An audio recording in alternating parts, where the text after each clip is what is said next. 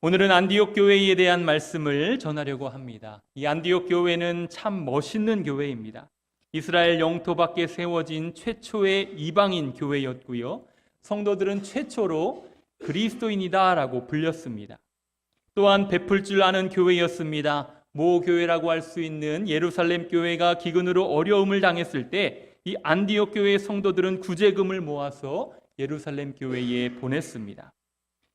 무엇보다 안디옥 교회는 세계 선교의 본부 역할을 감당하였습니다. 3번에 걸친 바울의 선교 여행을 기도와 물질로 지지하여 복음이 더 넓은 곳으로 퍼져나가게 하는 데 있어서 아주 큰 역할을 감당하였습니다. 그렇다면 안디옥 교회는 누가 세웠고 또 어떻게 성장하게 되었을까요? 우리는 오늘 본문을 통하여 안디옥 교회의 처음 이야기를 접할 수 있습니다. 19절과 20절입니다. 그때에 스데반의 일로 일어나 환란으로 말미암아 흩어진 자들이 베니게와 구브로와 안디옥까지 이르러 유대인에게만 말씀을 전하는데 그 중에 구브로와 구레네 몇 사람이 안디옥에 이르러 헬라인에게도 말하여 주 예수를 전파하니 하였습니다. 스데반이 순교를 당한 후 교회에 대한 박해는 더욱 심해졌습니다. 그래서 성도들은 뿔뿔이 흩어질 수밖에 없었습니다. 박해가 얼마나 심했는지 예루살렘에는 사도들만 남게 되었고 성도들은 여기저기로 흩어질 수밖에 없었던 것입니다. 그럼에도 흩어진 성도들은요 가만히 있지 않았습니다. 흩어지게 되었지만 그곳에서도 복음을 전하였습니다. 19절에 따르면 베니게와 구브로와 안디옥까지 이르렀다 말씀하고 있죠. 지도를 보면 이렇습니다. 예루살렘에 있던 성도들이 베니게와 구브로와 안디옥까지 이르러 복음을 전하게 되었던 것입니다. 그런데 19절을 보게 되면 베니게와 구브로로 흩어진 성도들은 동족이었던 유대인들에게만 복음을 전했습니다. 하지만 안디옥에서는 달랐습니다. 안디옥에 있던 몇 사람들은 유대인뿐만 아니라 이방인에게도 복음을 전하였습니다. 그런데 이 차이가 엄청난 결과를 가져오게 되었죠. 왜냐하면 하나님은 유대인뿐만 아니라 이방인에게도 복음이 전해지길 원하셨기 때문입니다. 오늘 본문 바로 앞에 이런 말씀이 있습니다. 하나님께서 이방인에게도 생명 얻는 회개를 주셨다 하니라. 또한 부활하신 예수님의 마지막 명령은 이것이었습니다. 그러므로 너희는 가서 모든 민족을 제자로 삼아라.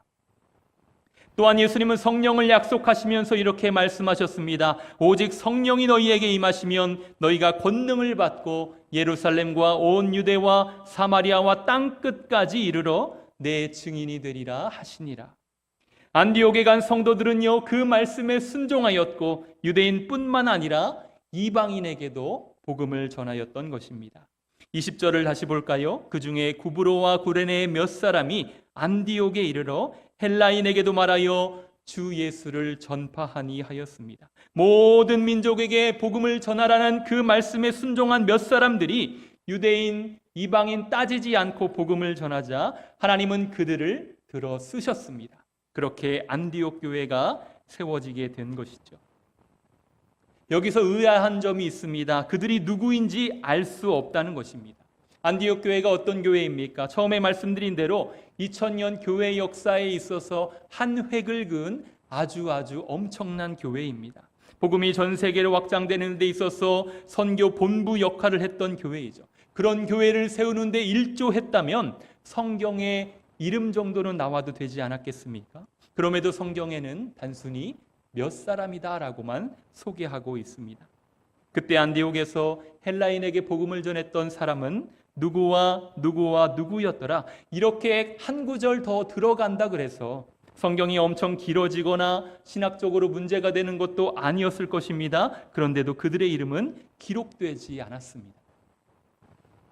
그야말로 이름도 없이 빛도 없이 교회를 세웠던 사람들이었던 것이죠. 우리가 그들에 대해서 알 수 있는 것은 단 하나입니다. 그들의 출신, 어디 출신이냐? 그것만 알 수 있고 그들의 성별, 그들의 이름, 그 어떤 것도 알 수가 없습니다. 저는요, 천국에 빨리 가보고 싶습니다. 그렇다고 빨리 죽겠다는 뜻은 아닙니다. 천국에 가서 만나고 싶은 사람도 많고 물어보고 싶은 것도 참 많이 있습니다. 성경에 기록된 이야기들이 너무 짧게 나와서 그 사건을 직접 체험한 사람들은 어떤 느낌이었을까 한번 물어보고 싶습니다. 여러분 이런 생각 해본 적 있으십니까? 이스라엘 백성들이 홍해를 건널 때 어떤 느낌이었을까? 베드로가 무리를 걸을 때에 딱딱한 느낌이었을까? 아니면 물렁물렁한 느낌이었을까? 궁금하지 않으십니까? 네, 저만 궁금한 것 같아요. 오비영이어는 무슨 맛이었을까? 이스라엘로 성지 순례를 가게 되면 갈릴리 호수에서 베드로 고기라고 불리는 그 생선을 먹게 되는데 그럴듯하지만 맛은 별로 없습니다. 그 고기 맛이었을까? 가나안의 혼인잔치 때 예수님이 만드신 포도주가 그렇게 맛이 좋았다 그러는데 어떤 맛이었을까 궁금하지 않으십니까? 이렇게 궁금한 게 많아서 천국에 빨리 가보고 싶습니다. 그리고요, 오늘 본문에 나오는 사람들도 너무나 궁금합니다. 여러분은 이 몇 사람이 누구인지 궁금하지 않으십니까? 천국에 가면요, 이분들의 이야기를 꼭 한번 들어보고 싶습니다. 어디서 또 어떻게 복음을 전하게 되었는지, 이방인에게 복음을 전할 때 떨리지는 않았는지, 몇 사람이라고 되어 있는데 도대체 몇 명인지, 성경에 이름이 안 나왔어도 서운하지는 않았는지 궁금합니다. 하나님은 왜 그들의 이름을 기록하지 않으셨을까요? 우리도 그렇게 하길 원하시기 때문은 아니겠습니까? 몇 사람의 수고와 헌신으로 안디옥 교회가 세워진 것처럼 우리도 교회에서 예배하고 전도하고 봉사하고 선교할 때 이름도 없이 빚 없이 해야 한다는 것입니다. 몇 사람이 그렇게 열심히 하더니 우리의 속회가 금방 부흥했다. 몇 사람이 그렇게 헌신하더니 우리의 선교회가 금방 성장했다. 교사 몇 사람이 그렇게 기도하더니 학생들이 완전히 새 사람이 되었다. 몇 사람이 그렇게 희생하더니 우리의 찬양대, 우리의 팀, 우리의 부서가 정말 좋아졌다. 이와 같은 일들이 이 교회에도 넘쳐나기를 간절히 축원합니다. 마라톤 경기에는요, 페이스메이커가 있습니다.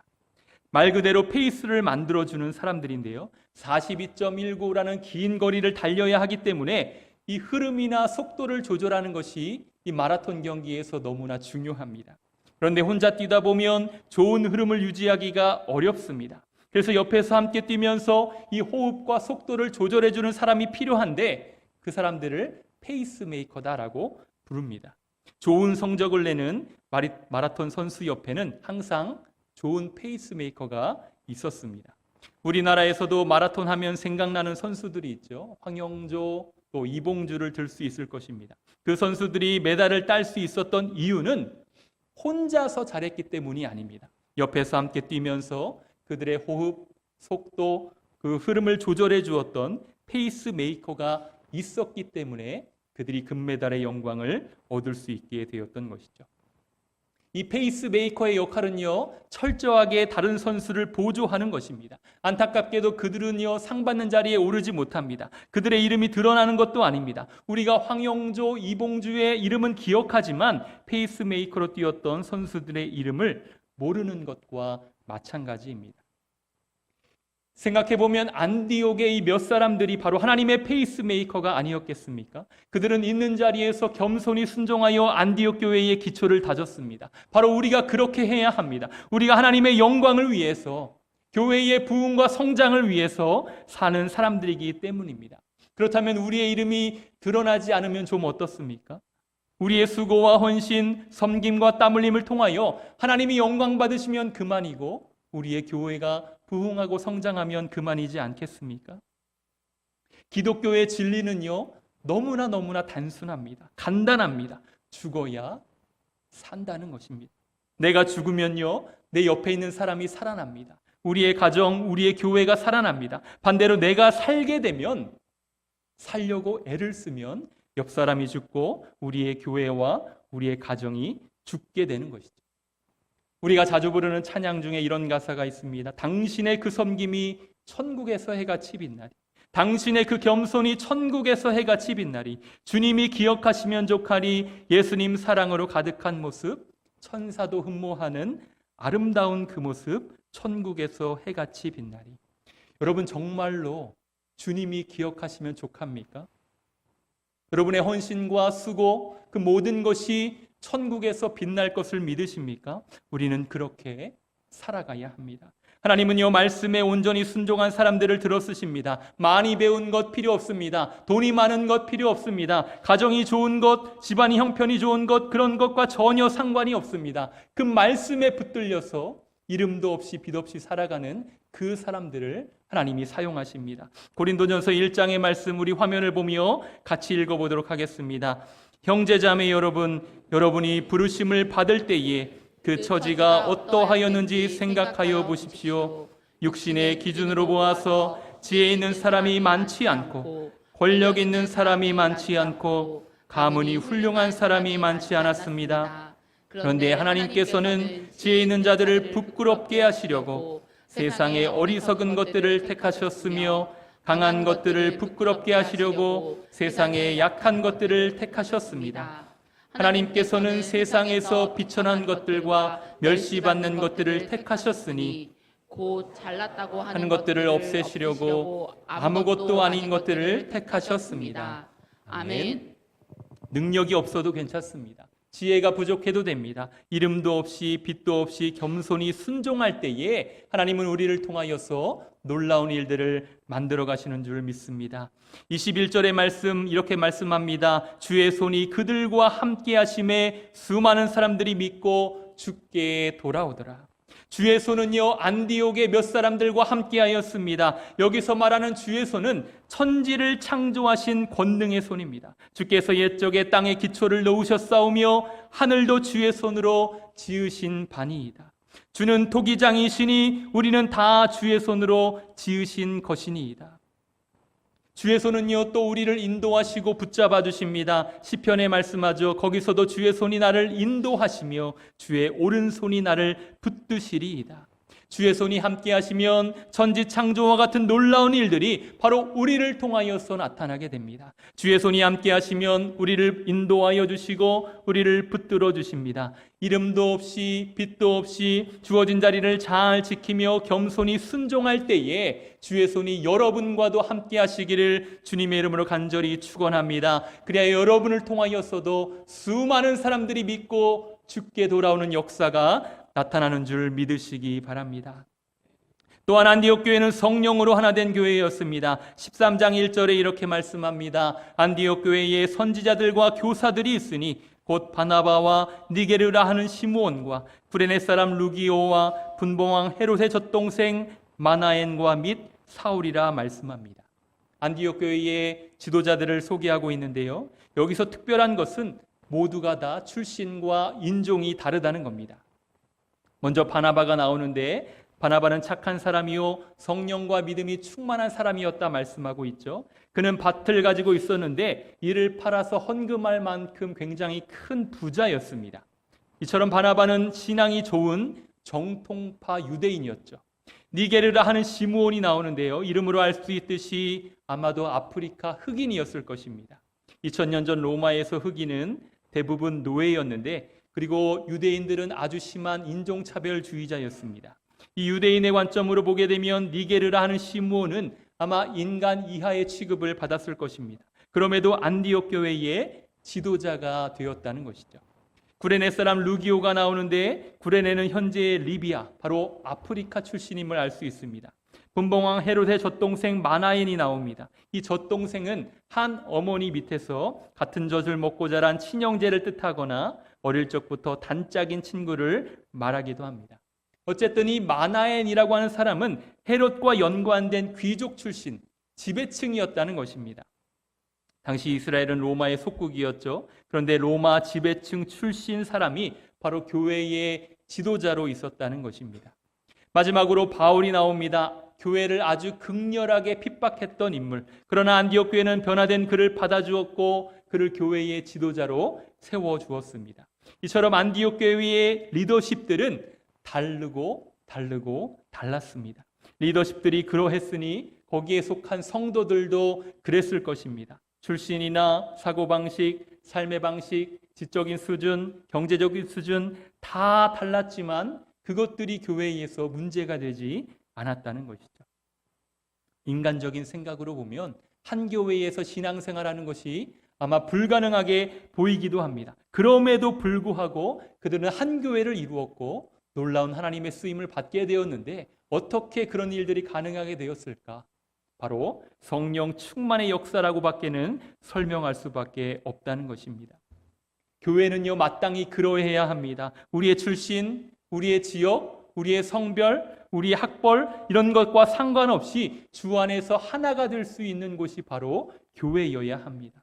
갈등이 있는 교회를 보십시오. 분열이 있는 교회를 보십시오. 싸우는 교회, 시끄러운 교회를 보십시오. 왜 그런 일들이 일어나게 됩니까? 성령의 임재와 역사가 사라지면 그렇게 됩니다. 나이와 학벌과 외모와 인격, 배경, 이 다름을 인정하지 못할 때에 성령의 역사가 사라지게 되고 교회는 분열하게 된다는 것입니다.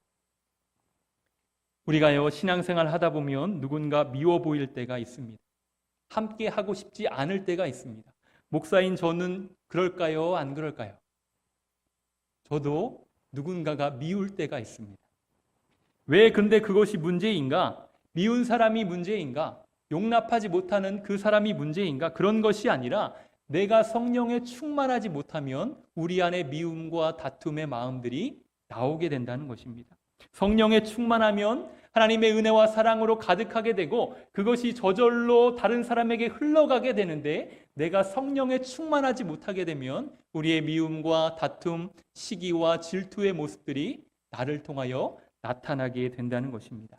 그래서 이런 분열이 없게 하기 위해서는 내가 먼저 성령에 충만해야 됩니다. 성령의 충만을 간구해야 됩니다. 에베소서 4장에 이렇게 말씀합니다. 평안에 매는 줄로 성령이 하나 되게 하신 것을 힘써 지키라. 몸이 하나요 성령도 한 분이시니 이와 같이 너희가 부르심의 한 소망 안에서 부르심을 받았느니라. 성령이 하나 되게 하신 것을 힘써 지키라. 바로 힘써 지킨다는 것은 성령 충만할 때 가능하다는 말씀입니다. 여러분의 속회와 선교회, 부서와 팀, 또 찬양대, 나와 다른 사람들이 많이 있지만 다름을 인정하고 용납하고 성령이 하나 되게 하신 것을 힘써 지키며 아름다운 교회를 만들어가는 우리 모든 성도들 될 수 있기를 주님의 이름으로 간절히 축원합니다. 마지막으로 안디옥 교회는 성령에 충만하였기에 어떤 어려운 일도 능히 감당한 교회였습니다. 13장 2절에 말씀합니다. 주를 섬겨 금식할 때에 성령이 이르시되 내가 불러 시키는 일을 위하여 바나바와 사울을 따로 세우라 하시니. 여기에서 섬겨라고 하는 표현은 예배드렸다는 뜻입니다.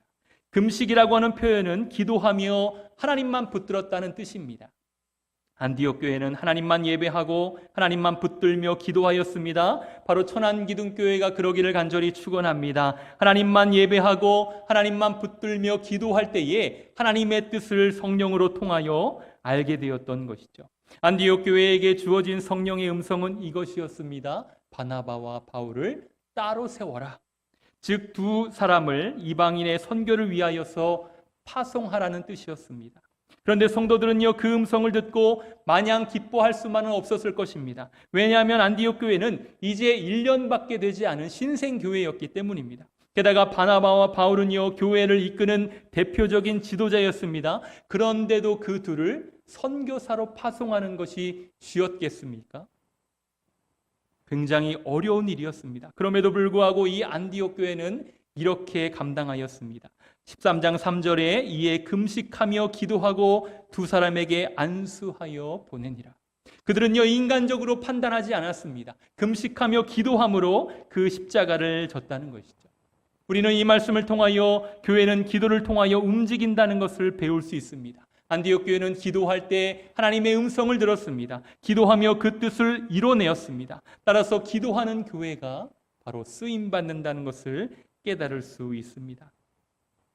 예수님이 말씀하셨습니다. 내 집은 기도하는 집이다. 바로 이 교회가 그런 교회가 될 수 있기를 간절히 축원합니다. 기도함으로 말미암아 하나님의 뜻을 분별하고 기도함으로 말미암아 그 놀라운 십자가를 지고 걸어나가는 우리 천안기둥교회가 될 수 있기를 주님의 이름으로 간절히 축원합니다.